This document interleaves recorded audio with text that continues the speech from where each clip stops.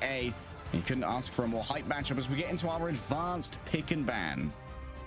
We are heading into our first map. It is going to be Hell's Heaven for our first matchup here between Fire Strays and Qadsiah. Winner moves on to play against Team Peps. Loser is out, and it is going to be the double Magneto bans followed by the double Emma saves. Before this matchup started, I did a quick tabbification. Thanks to our production for keeping these numbers for us. So far, the character with the most bans is Loki, followed by Luna, and we'll likely see that continue throughout this draft. But underneath them is Magneto, with 38 times being banned. The person protected the most is Emma, with 36, with the next highest being Punisher with 17, under half the amount of times protected as Emma.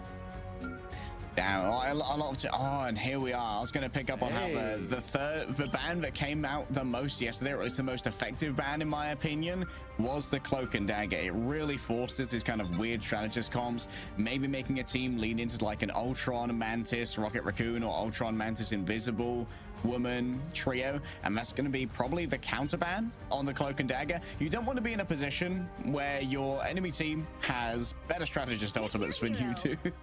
You're like, okay, you want to play this weird, we'll play weird, baby. Like, these bans and picks are pretty similar so far, but in the actual building of the composition is where we're immediately seeing a split, with the Groot being hovered over as well as a Storm for the side of Fire Strays, whereas Qadsiah are looking to lean more on that Punisher and Wolverine, potentially expecting that Groot. Yeah, we spoke to Insomnia yesterday after their game against Peps, and they believe that the damage moves for the Punisher is a very valuable assets, and like how Storm gets a bunch of value simply from existing in the proximity of the Punisher and allowing him to reach breakpoints against strategists when it comes to overall damage output, and really taxing the movement of Vanguards who don't have that permanently available shielding like a Doctor Strange. We're starting off with the armor up for both teams, utilizing the team up between the Penny Parker and the Rocket Raccoon so they can get the 50 bonus armor for their teams. And of course, Qadsiah will be trying to focus some of those jump packs, or at least one of the jump packs, onto the Wolverine, as Helis will be looking for an early pickup.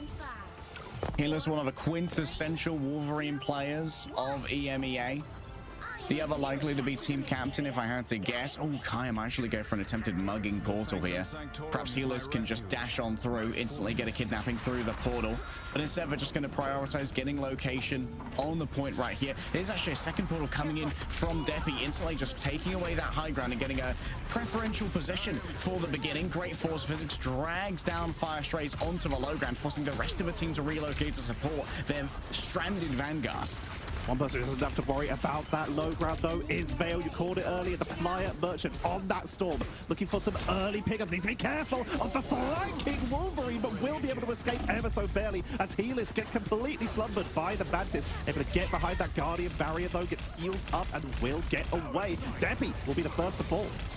So, real Binary Jeff reveal right here. I'm quite surprised by it. Binary, usually one of the Vanguard players for Fire Strays, swapping over onto a strategist, of course, to help allow for that Jeff-Nado combination to be dealt with. Tilt here has to be careful with how they're going to be using their Final Judgment, as it's one of the main ways of burning through the Jeff-Nado and countering it out when your strategist ultimates are going to be a lot less useful. Triple strategist, double duelist, solo Vanguard coming in for Fire Strays. Qadsiah sticking with a more standard 2-2-2 setup here. But again, it's all about the timing. He is again not finding the quick isolation. It is that they do have to push forward at least a little bit to take some of the pressure off of Micaiah, who will get healed up nice and quickly, but they're getting targeted down. In comes the Omega Hurricane. Will this be a Jeff Nado to try and burst through? No. They will. There it is. Drops right at the end to extend the duration. Invisible boundary and completely sniped, taking out Vale. Perfectly played by Tilt, as well as the backup coming through from Lindstrom, erecting that invisible boundary to make sure there was enough sustain for the Punisher to stay alive and keep on kicking out that damage. It was perfectly calculated to deal with Fire Strays' Jeff Nado. Trying to go for that huge burst early on in these fights, but Qadsiah are on point already. They've got these defensive abilities. They still have the Soul Resurgence and that Eye of Agamotto. Fire Strays, they have charged up their own Final Judgment and are about to have their own Soul Resurgence, so can try and rush in with that damage boost and commit to a big engage.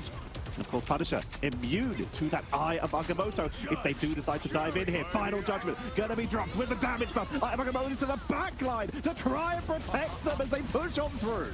Unreal onto Kai. Remember, in this Soul Resurgence, there is additional movement speed, which is why Whoops is being able to haul around even during that ultimate. Multiple players could get mind controlled here. Deppy seducing all and sundry who dare to gaze into the eyes of Emma Frost, and Fire Strays, after investing all of the resources they had to hand, finally flipped the points. On 99%, it's only going to take one recap for Qadsiah to lock in on this first round of domination. Currently, 4 final hits for Whoops there, and they are trying to push back in. Tilt leading at some huge damage to try and punish Fire Sprays for anyone who stays out of position for any second too long. Second anything is seen here. It might be time to roll on through. Last Stand grabs multiple players, and Healers has no intention of stopping, just rolling forward with absolute rage in the middle of his bones. Qadsiah should be able to cap here. It's going to be an attempt to try and potentially TP back. No, Fire Strays don't have the time. We're going to call this one right here.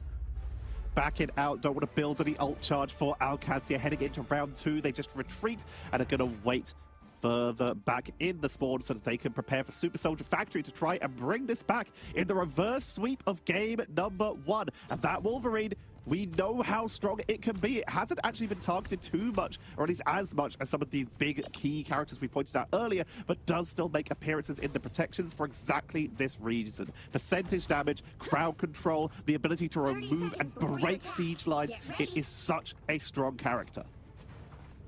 Okay, so we've got a different dynamic coming up here when it comes to the Jeff Nader that Veil and Binary have available. Yes, Tilt is going to once again have a final judgment to try and burst it down, but it's going to be lacking an invisible boundary. Maluki's Soul Resurgence, not a great support for the Punisher ultimate because it's not CC immune, and therefore the Mantis can get sucked up and all of that healing will go to waste. So here, Tilt needs to be either completely on it when it comes to shutting down that Storm, or maybe Qadsiah just take a mulligan on the fight with the Jeff Nader and we're like, okay, we don't have the resources to deal with this, we just won't dump. Maybe worse. They're going to be splitting off very far, multiple people in multiple different directions so that they can flank onto Fire Strays when needed, as Fire Strays will take the more aggressive point position. But we're talked about it. Qadsiah with the flank on the high ground to make it much harder for Fire Strays to stay down there without being punished. Healer strapping from behind. The other way to try and shut this one down would be to get... Oh, great shutdown. Making sure that Binary is able to actually allocate themselves onto this Jeff Nader. It's an absolute reign of terror here from Veil. That's my flyer merchant. Raining from above. Aerial supremacy is maintained by Strays. Exactly what we were looking for, exactly what you said earlier. They didn't even burn the final judgment. They know that there's nothing they could have done to stop that. They just let it go, take the mulligan, and are portaling back in for the reinforcement, for the retake, to not give any chance for Fire Strays to breathe and build charge. Moving in immediately with the final judgment and the Soul Resurgence, trying to focus onto those frontliners, try and take out the Emma. Here's the counter with the invisible boundary from Fire Strays. Quick drop to the low ground to keep Tilt up as Whoops is cleaning up right now, but they've only been able to get Tilt so far, and everyone else is in the backline. Finally, they will get Healers who swaps to the Magic for that dive. Oh, the Whoops' aggression is so well rewarded here. Big investment of the portal. Kai thinks it's winnable. I mean, Kai may have a better read than me. Already grabbed 2, but I feel like just does not have the resource to try and make this one work. Deppy still has a nearly fully charged Sonic Beam. And Fire Strays are able to clutch out off the back of that. Maybe Kai is going to swap away from the Doctor Strange here after having used that portal, and that's why they've chosen to use the Eye of Agamotto. It looks like they're going to actually stick to it. Healers on their 3rd hero of the round are going over to the Winter Soldier, which is going to be a little bit better for trying to shut down Storm. That tainted voltage will knock her right out of the sky. Get some shots onto Storm. If they can land a bionic hook onto his solo Vanguard, it could be effective, assuming that Emma Frost is not in that diamond form. So they're going to look for an aggressive psionic seduction from the backline. Invisible boundary, but wiped off the board. Deppy is cleaned out by Maluki. Kaya gets Veil, and this time Qadsiah are cleaning up the fight one by one, forcing Binary into a full retreat. Exo's getting chased down, will get finished off by Kaya. All right. excellent catch of the aggression from Fire Strays there by Qadsiah. Lindstrom just brings up the invisible boundary behind Deppy, making sure that Fire Strays' strategist had no idea where that Vanguard was. Here we're only getting that little ghost every couple of seconds to try and update the position of Deppy. The healing couldn't be delivered, and so Deppy was isolated and destroyed, and then there was no space for Vale to work with. But once again, the Jeff Nado's ready to go. Tilt and Lindstrom are far behind on the counter ultimates here, so it might well be another mulligan fight, but you need to get aggressive to try and outpace Fire Strays. The Kraken impact coming in early. Everyone is so low, but they just can't find the reset. Able to escape. Omega Hurricane. Jeff Nado to push on in as they are cleaning up 2-3. Looking for the fourth. Lindstrom is melted. Milk Boy is all that's left and is wiped off the board. Fire Strays take back control. It is 82-46 right now in favor of Fire Strays. Qadsiah, they still had that Dr. Strange. They lost the Eye of Agamotto. They swapped off it in order to get the cap in. Yeah, the portal was used earlier on to try and get a fast fight after the Jeff Nado, and so it's not off cooldown now. Instead, just going for speed and longevity of the cap, who can do this all day. Coming in from the other side, Healer's actually moving through on the Human Torch, being able to do this all day. Whip's already managed to take down Maluki. She's not going to be part of this fight. Yeah, Kyra's starting to get this back cap, but their team around the 3D peak, they can simply see every other member of Qadsiah being turned to dust before their eyes. Fire Strays are going to equal us up surely. Kaya runs off the edge. They know they're not going to be able to hold this. Again, don't give any ult charge over. They go down, and that is going to be 1-1 in this game. Number one. We are starting to see Fire Strays creep on back in. We saw Qadsiah, though. They've swapped over to the Torch, as you mentioned. They've got the Captain America. Do they stick with this or go back to what they were running before? Looks like at least the Doctor Strange will be making a return. Okay, so now it's decision time right now for Qadsiah. Tilt and Lindstrom, they're synced up on their ultimates, but they've been desynced from Vale and Binary. The Final Judgment and the Invisible Boundary is a consistent and strong counter, probably the only one available at the moment in these compositions to the Jeff Nado. And if you don't save those, they've lost every fight against the Jeff Nado that they've not been able to counter. Do you decide to take like the first fight with a fairly difficult to beat high output Punisher ultimate, then try and out-generate Fire Strays when it comes to these ultimates just by leveraging the defensive position? Or do you hold on to these ultimates? Well, they're certainly going for an aggressive opening, at least trying to get onto the point, claim the position. This may be a show that if they're going to wait for Fire Strays to push up, they may burn that Final Judgment to keep hold of this here, as we see Qadsiah make their way to that point, holding it as Fire Strays rotate up to the high ground to try and break it that way without hyper-committing. Oh, Helis has played a little bit of everything in this already so far. Vale and Binary, the sword of Damocles that hangs over it. There's a Venn diagram of healing that comes on up. Helis manages to get a right click onto somebody. Oh, the damage amplification. It's so much to try and deal with. Tilt is just pushing out frag after frag from the Final Judgment. And while Kioshis will come up close and punch his lights out, there's little more that can be done. But they did exactly what you said. They burnt the Invisible Boundary. They burnt that Final Judgment. And we are currently at 94% for Vale on that Omega Hurricane.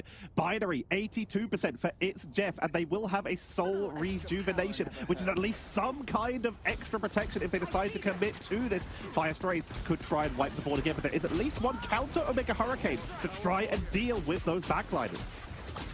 Previously, Qadsiah, the decision they've made is to actually play aggressively and roll the initiative, but this time it's Vale who goes first. Will you try and do a Mega Hurricane on top of a Mega Hurricane? It would certainly be an interesting way to try and deal with this one. Out comes the Eye of Agamotto. Milk Boys managed to make it work in the back. Finally, they found the counter. Omega Hurricane versus Omega Hurricane. Just getting that overhealth from Maluki was more than enough for Vale to win out the Battle of the Winds.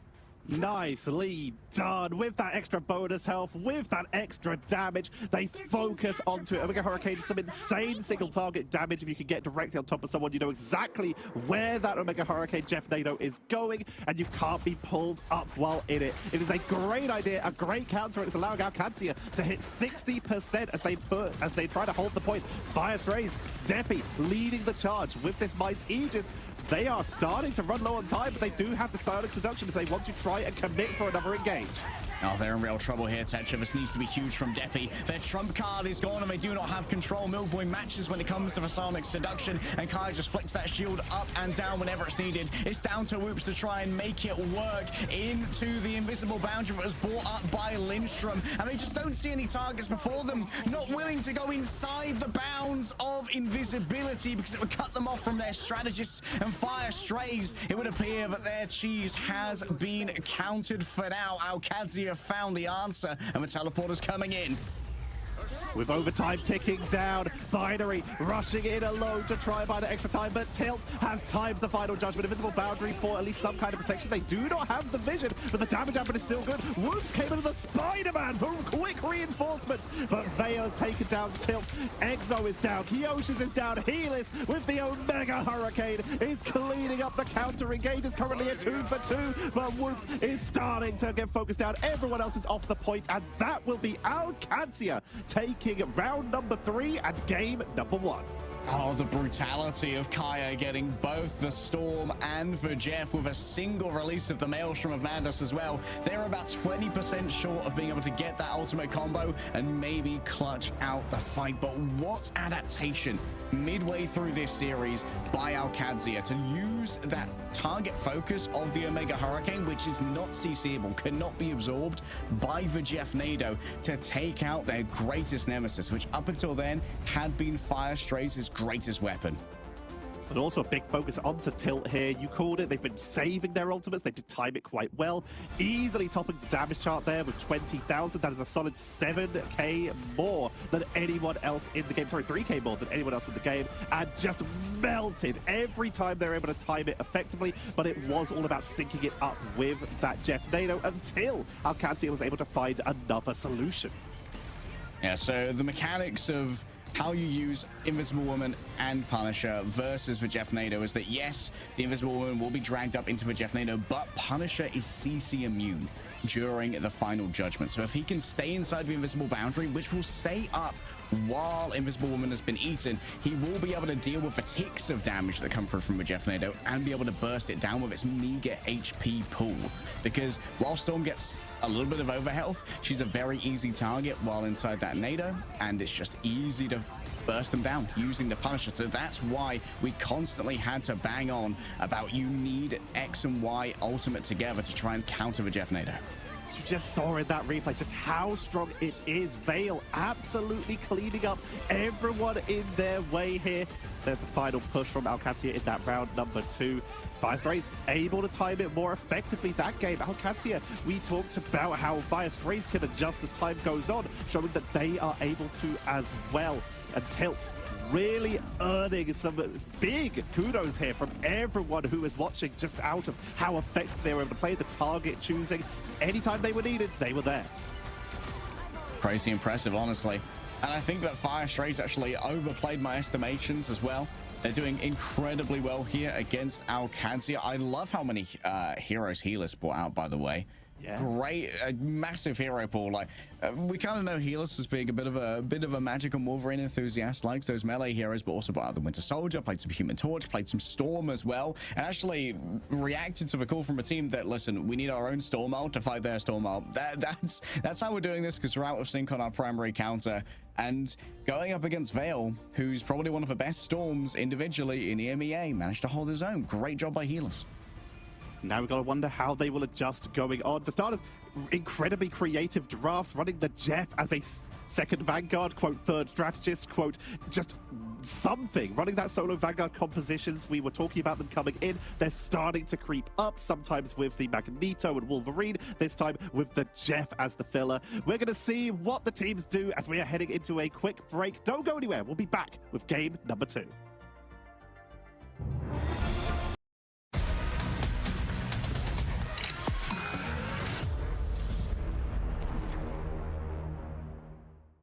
The Strays have come to play, but Qadsiah is cosplaying Animal Control right now, with Hell's Heaven going their way, having found themselves some reliable counters to the Jeff Nado. And now the question is, for Fire Strays, do you continue investing in the Jeff Nado gambit, or do you have something else up your sleeve? These are the questions when you have that damage boost from the Mantis, the Storm for that bonus health to try and counter it out, the Invisible Woman Punisher combos. We have seen that Qadsiah have seemingly zoned in on these options to deal with it. Do they adjust? Do they double down? We'll be finding out because our next map will, of course, not be a domination, so there's going to be a little less brawling and more actually having to break siege lines. Yeah, like without it being an all-out fight all the time where it's just run into each other and grug out as hard as you can, you have to have a little bit more exact fight planning because you've got to plan for like 2 fights in the future, 3 fights in the future. What are we going to use to break this particular choke point? Are we going to be able to roll up and try and get some staggers to control a certain amount of space? Hall of Jalia is going to be where Fire Strays have chosen to bring us. They got to choose the side as well, I believe. So they have actually chosen to get the second ban, and their first protector is going to come slightly later. So far, though, everything is looking pretty familiar here. Magneto bans, Emma protects, Loki bans, and we will likely see Fire Strays protect the Emma themselves unless they do have someone creative. They could, in theory, if they're not worried about tank bans, try and pick up one of these strategies before they just get sniped. But no, sticking with the same format that is starting to fall into a pattern for EMEA. Yeah, like, weirdly, EMEA and NA kind of have a handshake, except opposites. Like, they always ban Emma first and protect Magneto. We always ban Magneto first and protect Emma. Which one's better? That's down to your personal preferences. Of course, everyone's making sure that Loki Luna is not going to be on for docket. But now we get into this is the personal touch of the pick and ban phase. And of course, here in our advanced bans, Tetcher, the bans are only for the other team, which is why we often see these mirrors of like, okay, you can't have Luna, so we're going to make sure that we can't have Luna either. And now we're seeing that third ban once again of the Cloak and Dagger. So we're likely going to see a return ban on the Cloak and Dagger. At the moment, the meta seems to be, as of about 20 hours ago, you ban Cloak and Dagger third and just force these weird strategist compositions. It's 20 hours old. It's essentially written in Mithril at this point. It really is. If you look at the stats starting from yesterday, Cloak and Dagger, they had 3 bans on domination maps, 1 ban on convoy maps, and 2 bans on convergence maps. That is a total of 6 bans total across all the games compared to the stats we were just talking about earlier, the 45 Loki bans. It is the rise of Cloak and Dagger in these drafts. Just trying to get rid of that eternal bond. So difficult to deal with. It lasts a while and of course gains a huge amount of territory and space for your team. That means that you can make some very audacious plays without the administration of the Vanguards having to buy that space for you by trading their health pool or their utility for all of that juicy space. Now, this is a bit more of a cheeky call, nothing too analytical here, but of course this is one of the maps where you can see penny bombs trying to snipe across the map, and we're seeing so many teams opening with penny to give their team armor when they are on attack. Will we see someone from Qadsiah attempting to launch these mines across the map, and will they be able to catch anyone as we are heading into game number 2? Can Qadsiah close this out, or will we see the comeback? Oh, hello. Is that an Ultron I see before me? Exo's playing the Ultron. Interesting. And it's Whoops who's going to be on the Mantis. Okay, Aimer, I see you. Binary is going to be harassing the backline on the Captain. This is a very weird place to start doing a portal. Okay, show me what you're cooking, Kaya. Kaya setting themselves up portal to rush round after they've already set up on the front line to try and force a positional adjustment, and they have successfully claimed this high ground against Fire Strays after trying to force them to fight on the corner itself. Vale is sieging in from the backline, though, after going for a wraparound. Okay, just slowly eroding all of that space by making it inhospitable to have your feet there. Tilt, of course, is going to be a very big problem to deal with for all of these lives. For hit scan of the assault rifle, not to be underestimated, especially when Healers is sitting here, given that pocket damage boost as well as throwing out damage in their own right. For now, Binary continues to make sure that this high ground is inhospitable to any of the attackers grabbing onto it. And it seems like for now, Qadsiah are actually in a less than ideal position. They've kind of been put into this little cove where they don't really have any way to go but forward, and so forward will be how they march. Trying to push on in. You can see the wraparound of Exo hiding on the corner, sniping where they can, but it's the slow creep of Qadsiah for the aggressive position. Binary pushes in, gets slumbered, and that's enough to set them up for the elimination as in comes the rage of Ultron on the flank to try and burst through these attackers to get the counter pickable with Kyoshi's and Binary down. They are outnumbered and will have to back away, getting sniped on the retreat by Tilt, who is locked onto these flyers, taking out Vale with the help of Maluki as well, and they are not stopping. Nasty tracking coming through there from Tilt, really showing off what an aimer can do. On the new and improved Punisher as of Season 2.5, he got 10 more bullets in his magazine, and each of the individual bullets has gone up in damage considerably, becoming a team-up anchor and getting a raw damage boost. So that's why you're seeing so much Punisher recently. Extremely effective, like you've already mentioned, just doing so well against these flyers, so well against Groot, who was extremely popular up until quite recently and still does see a lot of play. You can see Maluki making sure that that Punisher is always damage boost. Here comes Binary, slumbered immediately and absolutely countered out by Milk Boy. Final judgment for Tilt, capitalizing on the fact that they have the numbers advantage, pushing on in to try and take out the defenders, to try and push up even further. 3 bodies on the point and several bodies in the spawn. So Qadsiah, despite playing a similar comp, have actually changed up how they play their ultimates here, because they're no longer saving their invisible boundary for the Jeff Nader, which means Lindstrom can kind of use it as it is needed. Often going to be used to try and match Kyoshi's, but Kyoshi's actually has a significant advantage on the invisible boundary here. So Qadsiah are going to be under-resourced for this one. Healers hangs out in the stratosphere for a moment before descending with a storm of the century. Agamotto for the setup sends them all, but it's too much healing. Binary healing up their team with that freedom charge there. Kyoshi's the invisible boundary. That's enough to keep Fire Strays up through that Omega Hurricane, and enough for Vale to supernova, push on forward, and wipe out the attacking Qadsiah. Fire Strays finally put a stop to this. Interesting strat there by Kaya to go for the Eye of Agamotto, because I believe the Omega Hurricane can hit both the body and the soul at the same time for overwhelming damage.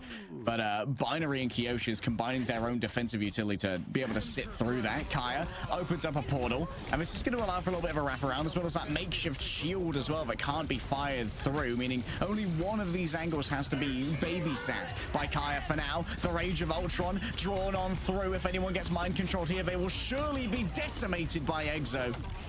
They do lose their Emma Frost, who was trying to set up with that great extra psionic seduction, meleeing with Ultron there to try and deal with the forward front line of Qadsiah. But Fire Strays will get zoned away a little bit. They're getting split up quite a lot as Qadsiah are taking the center room. Yeah, it's a messy 3v3, and attempting attacks with disengagement is Binary, finding Maluki on her exit. She's going to be returning to the spawner, and now Binary just making sure there's no space to be found. Maybe a slightly unintended heroic landing there, but still, Vale's going to be able to clean out. Fire Strays are finally locked in and have held this point extremely effectively. Qadsiah, no portal. They're just going to have to march back in with this standard composition of the 2-2-2. They have 50% on that Omega Hurricane, 89, 90 now on their own side of seduction, 87 on the final judgment. So that will be the next trigger, trying to lock down their opponents and overwhelm them with the damage boosted final judgment. As Fire Strays, they will lose that high ground, but they're still making sure to keep pressure on it, especially with Vale, who is on the flank consistently. Oh, this is going to be a nasty supernova. Vale's got them all in a singular place, trying to deal with the healing coming through from the Mantis. Whoops barely stood a chance, instantly evaporated before the dual miniguns of Franklin Castle himself. Till under siege, but you better believe that the invisible boundary is drawn on up to keep Frank as healthy as can be. And now for Binary, he proclaims he can do it all day. Unfortunately, he's spreading misinformation. Up to the high ground Tilt, making sure that they can push on in for that final point. Potential for a culling turret if anyone could make it to the point, but no, this will be second point for Qadsiah. Fire Strays down to their last defensive setup here. Rage of Ultron fully charged. They've been able to hold so effectively, but Qadsiah final judgment is where they are breaking down these siege lines. Okay, damage calcers, time to let me know. Can a single invisible boundary deal with the combined damage of the Eye of Agamotto with Helis's ultimate? Because Helis will be hitting them both. It's down to Kai to try and make the first thing happen. Oh, never mind, no invisible boundary. Just get picked in the neutral. Crazy play from Qadsiah. and Fire Strays are once again disintegrating. Whoops is able to back away. Qadsiah only losing Maluki though, and that is Mantis. They have quite fast movement speed, so they'll be able to make it back extremely quickly. Not as quickly as Fire Strays though, as we are obviously right next to their spawn. Oh yeah, the attrition's definitely in favor of Fire Strays right now. If you can equal out your frags, find the knockouts 1 for 1, you should be in a great position. Binary, just an annoying presence in the back for now, just opening the way for Exo. Binary is taken down, as is Tilt. Exo will be sniped by Healers, who has that Omega Hurricane. They could once again go for this Eye of Agamotto Omega Hurricane. Once more bodies are out of the spawn point, this could be the final push. Portal gonna try and shut down the reinforcements by blocking off some entrances.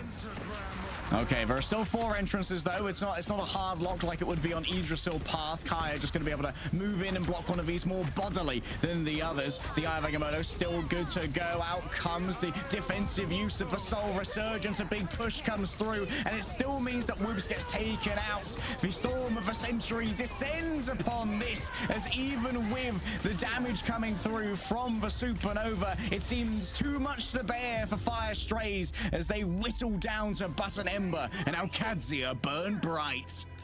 The Omega Hurricane into that Eye of Agamotto did get forced physics, but was still able to catch 2 people into that storm damage, into a final judgment. There is very little, in fact, probably nothing in the game that can withstand that much overwhelming firepower. And as such, Qadsiah claimed the triple point is now up to Fire Strays to try and mirror to send us to an overtime. Otherwise, their journey ends here. Worth noting as well, of course, that Sonic Seduction does shut down. It gives an ultimate silence onto players who, even if they aren't seduced, are within the cone of effect and taking that tick damage, which can really mess with the fight planning of an enemy team when, hey, we want to combine these ultimates to try and have like overwhelming firepower, but suddenly you can't use them. Really does change up your calculus for how a fight works. For Fire Strays though, this is far from over. They may be facing elimination. They're looking down the barrel, but they still have some fight in them. Yeah, it's currently on 14k damage, which is a solid 3k more than anyone else in the game right now. Just absolutely trying to target. Where Tilt and Healers, they're spread out almost exactly even in terms of final hits, in terms of damage. They are working it together beautifully right now. Fire Strays on the attack. There is an Iron Fist being hovered. 3, 2. Okay, I do not approve, and there we go. Veil will not be disappointing me today. Back onto the Human Torch, of course, it has been very damaging thus far. Healer's actually going to potentially meet Veil up in the air, which will be interesting. I haven't seen too much of a Healer's Human Torch. It was only brought up momentarily on Hell's Heaven for the last fight on Super Soldier Factory before they lost out on that one. Psylocke plus Captain America, a classic lineup. We're just trying to flank the backline, but now it has just turned into Psylocke as Binary will be returning to spawn, trying to go for the burst onto Healers, who will immediately use that Fantastic Force to heal back up. As we will see, the push of Fire Strays has been slowed down to a crawl, making sure that they regroup before they try and commit again. Yeah, just back to the drawing board. Don't want to waste any time taking an under-resourced fight here. They really are hoping that Whoops will be able to get a quick burst onto someone. Look at how Healers is using their 3D cam here, by the way. Completely, essentially invisible below the lip of that high ground. Saw Whoops coming, and so there's a good reaction coming through from our Qadsiah to make sure they aren't caught by surprise by that Psylocke. Trying to get onto that Human Torch, trying to pick them out of the sky here. Kioshis is getting targeted down extremely aggressively here, but will get healed back up. And Whoops is really trying to go for these quick blow-ups, and finally Tilt will take out Veil, as these teams are just trading shots back and forth.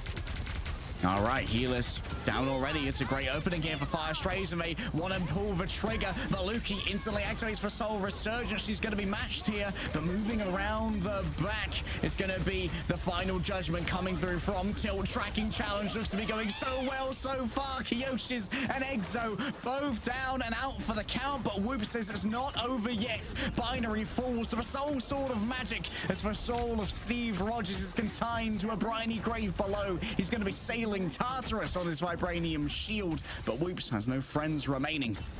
Helis on the magic for the reinforcement to follow up on that portal for the counter assist to try and make sure they could contest this fight as they're chasing down, trying to take out the flanking Psylocke. That is a huge stagger away from Fire Strays. They even brought out the Venom. They brought everything to make sure they could reinforce quickly here.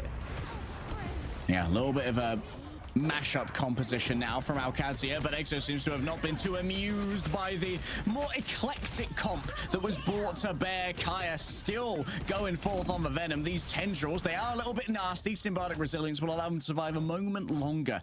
And now Vale has to think about how they're going to make this entry with the Supernova. Isn't too much to try and shut it down. Maluki 20% away from a Soul Resurgence, but she could easily be overwhelmed if Vale full commits with that fantastic fall. They have that Supernova, they have the Freedom Charge for extra bonus health, they have Defi with the Psionic Seduction. This will be the main engage tool here. Counter, all there really is, the Psionic Seduction is going to be burned early to try and make sure that they prevent a Supernova from coming in. Milkboy trying to get their targeting onto Binary in the backline, who will not even get pulled in. It will attack through Supernova to try and melt through Venom, but the healing is just too much. Soul Resurgence as Helis with the Dark Charge trying to get up to EXO in the backline, but they're holding the line, but they're out of ultimates. It's a 1 for 3 in favor of Qadsiah with 30 seconds left. Dance of the Butterfly to try and get some counters. Will find one, but once again, Whoops is left alone. They just don't have the sustain here. But as I live and breathe, I saw a competitive Marvel Rivals Ignite Darkchild. Of course, it instantly got slept and just left alone, so he didn't get too much done in that one. A brand new portal, a brand new fight. It's last chance saloon for Fire Strays. They could be the first team eliminated from EMEA if they do not pop off in this fight, Tetra. Bale on the flank, trying to get rid of the backline, making some room as we're seeing just the maximum delay out of Binary. EXO, Soul Rejuvenation for any kind of extra protection as Lindstrom, Invisible Boundary, is shutting this down. Tilt is slowly charging up, and if they get this Final Judgment done, this may be the end for Fire Strays. The Invisible Boundary of Kyoshin starts to tick down piece by piece. Final Judgment is charged, and the second they find an opening, we are likely going to see Fire Strays eaten off the point here, waiting for the last moment. And here we go, pushing on in to clean out the attackers, and Qadsiah have opened up the point, opened up their opportunity with the damage boost. Binary can't make it. That will be Qadsiah taking the 3-0, and they will move on in this lower bracket. I asked Tilt what he feels when he guns down and eliminates Fire Strays. He told me, recoil. Is a excellent showing from Qadsiah. It was an unlucky beginning to their bracket going up against Rad Esports first. We know that Rad went on to eliminate, well, not eliminate, but knock Virtus Pro down to the lower bracket. Possibly the strongest team in Europe right now. It was not easy for Qadsiah, but going up against Fire Strays in the lower bracket, we're starting to see what this team is made of. More time together. The word on the streets were saying, Tetra, the teams didn't want to stream Qadsiah because Qadsiah were learning so much and improving exponentially on a per scrim basis. And that's exactly what we saw here. They faced a composition, struggled, adjusted, started winning. Faced a composition, adjusted, started winning, and then finally they were locked into the point that they barely lost any percentage, only getting it up to 90 on that final point here, as Tilt is just once again showing how viable and how valuable the Punisher is this season. Yeah, we've seen a couple of Punisher target bans. A pro gamer move where you ban the Punisher and then protect it, so you try and get a bit of a Punisher differential onto the enemy team. However, the meta does seem to have been shifting towards that Cloak and Dagger recently. It does mean that sustaining against the Punisher can be a little bit more difficult. Lacking that Terror Cape can shut down the ability for Punisher to try and find those frags through enemy strategist ultimates, but it seems like when you can track like Tilt can, you're not really too worried about it. We've also got to shout out Lindstrom there. We saw a quick shot of the end screen there where they got 32k healing as the strategist Invisible Woman. You compare that to Fire Strays, who got just over 37k total between all three strategists. Lindstrom almost diffed them with just that invis. That's kind of wild. Big value from Lindstrom. Lindstrom and Healer showing that they weren't just the substitutes for Virtus Pro. They were heavily skilled players in their own right. They're just waiting for a chance to prove themselves. Now Qadsiah gave it to them. I'm not sure how this roster was constructed, as I don't know if they were playing together prior to the Qadsiah pickup. That's probably something we can ask in the interview later, as I want to get some of the Qadsiah lore. But they definitely brought, have brought a lot of different looks to the table. Still very impressed with what Helis is doing in terms of their versatility in the hero pool as well. Fire Strays will now be eliminated, but there is always an opportunity for trying to earn another opportunity. There is always stage 2 to try and make your way to that global final. But for the mid-season, this is the end of the journey for Fire Strays. 07's in chat. It is now all about if Qadsiah can continue their journey versus Team Peps is their next matchup coming next week. Oh, that is not going to be an easy one. I think that one's far too early to call. And we're going to have to populate the rest of our lower bracket today as well. Unfortunately, say goodbye to 3 more teams. Our commiserations to Fire Strays. But I'm sure we're going to see plenty more of you as the Ignite season continues throughout the year. I think you are almost certainly correct. They have many other opportunities. And of course, there is always more coming for Marvel Rivals Esports. There's more tournaments. There's always stuff. We've talked about how these teams have been playing in Fight Night. We talked about MRC is always around, which is happening right now as well while the games are going on this weekend. There is always more Marvel Rivals Esports. We are at just the beginning. Yeah, like we're not even at the first level of the iceberg. We're sitting at the tip of the glacier right now. We have barely seen what EMEA has to offer. I'm gonna hopefully be able to talk to someone from Qadsiah real soon and get some insight into how that series went. I really want to know how their fight planning against Jeff Nado went, because like they had it sorted out, then they got desynced, and then like the quick adaptation. Like there is so much that this team is doing in terms of their fight planning and innovation. I have not seen a team go Storm to counter the Jeff Nado before. Oh, nice. We got ourselves an interview. Let's have a chat to Helis and get some insight into how that series went. Awesome. Sorry? There we go. We're heading in. Hello, Helis. For starters, Hello. congratulations on that matchup. We have to ask for starters, the adjustment, I think Leg Day wanted this brought up in particular, the adjustment into the Storm versus the Jeff Nado for that extra protection. Who made the in-game call for that? Me. I mean, actually, like, it was an issue because I didn't know what to play. Like, I was like, I'm playing Volve. They have like 1 tank. I was like, it's a bit weird. I was just like, I think I'm just gonna go Storm, and when she ult, I will just ult, and I will win it anyway because I don't think it gives damage. The Storm Jeff Nado combo. So I was just gonna Storm ult when she Storm ult, and that's what happened. So we regain momentum in Sun map. We saw a bit of magic from you today, Helis, which is kind of a signature hero of yours, but we don't see much in competitive in general. What's the use case for the magic? What makes you think, okay, they'll trust me here, I can bring it out? I think it's a lot of like little things. Let's say is like when you strange TP, you kind of want like a brawl character, and I'm good on magic, so I just want to play magic in that type of situation. Also, I think divers are really good against people when it's a very stressful situation, and I feel like magic burst damage is like really good in that type of situation where you're like you TP, everyone is like, oh, they're TPing, and then you're not like, oh, he's gonna play magic, he's gonna dive us or whatever. So I can like just go and like one type of support, or like just take advantage out of that. That's why I was like playing magic here. I just kept it because I didn't die, and I think it was really strong against their team comp also overall. I could do a lot. So yeah, that's what. So you guys found yourselves in the lower bracket thanks to Rad Esports. What lessons did you learn from that? How have you adjusted heading into this series and now going into your next one versus Team Peps in a week's time? Like what we're gonna train on, you mean? Yes, please. Or like, okay, so I think overall we will keep clearing our style, which is like something around Wolverine, and like it's a bit basic. Like everyone is doing that right now. Is like Punisher, Wolverine, just like casual stuff. We have like some secret stuff cooked up, obviously, but I'm not gonna talk about that. But yeah, you will see new stuff for sure. I think we can do a lot. It was a good series. I want some insight into how your team was generated in terms of your roster. Was there like a backroom person who was doing some scouting? Was it like you or someone else who got the team together? How did Qadsiah happen? Okay, so basically I got like a DM from my manager. That is my manager now. He told me that they are looking for a coach actually at the beginning for a team. So I wanted to join as a coach, and then the team didn't want to join the team. So he asked me, "Do you want to do like a team? You can play and etc." So I was like, "Okay, I'm just gonna find people to play with," and I just like took like the good teams, like good people to play in the team. Like I just like picked up them one by one. Like Lindstrom was a bit like Lindstrom, for example, and Tilt were a bit a no-brainer for me, because Tilt is like a guy I played with like since a while ago, and he's really good. And Lindstrom was a sub in VP with me, so I just like, you know, like just come, like we want to beat VP, so just let's do it together and let's go. And then yeah, I just picked up the other teammates on the way.